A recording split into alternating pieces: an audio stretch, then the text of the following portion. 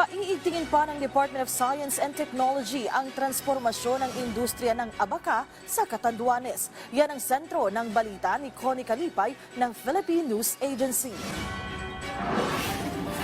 Nais ng Department of Science and Technology o DOST na paghusayin ang inobasyon sa mga industriya ng abaka sa Bicol Region, partikular sa Catanduanes na tinaguri ang Abaka Capital of the Philippines sa pamamagitan ng pagpapabuti ng kabuhayan ng mga magsasaka at pagbibigay ng karagdagang halaga sa kanilang mga produkto.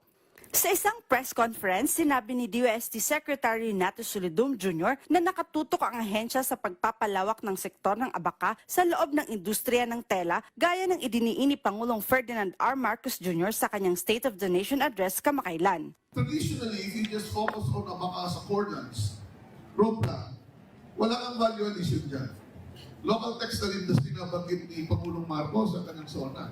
Isa yan sa pinupush natin. Kaya isang agreement natin would be the PTRI and Catanduanes State University Agreement to really promote the textile.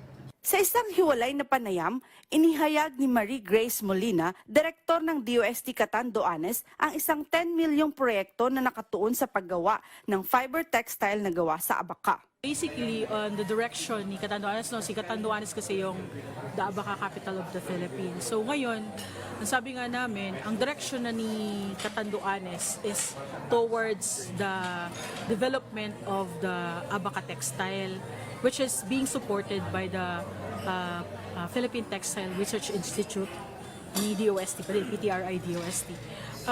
Currently, nag-establish kami ng natural tropical fabric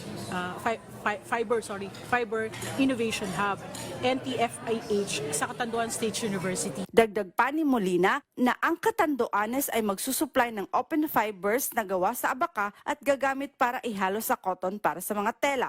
At present, actually, nung isang araw lang, nag-deliver na ng equipment si PTRI. And ngayong September, we are expecting na mag-start na yung renovation ng facility na ipoprovide ni Katsu.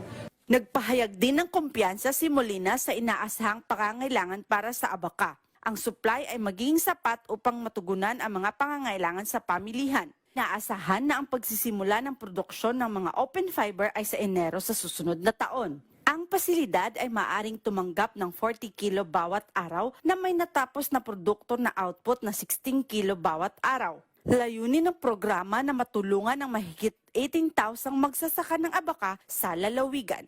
Mula rito sa Legazpi City, Albay, para sa Integrated State Media, Connie Kalipay ng Philippine News Agency.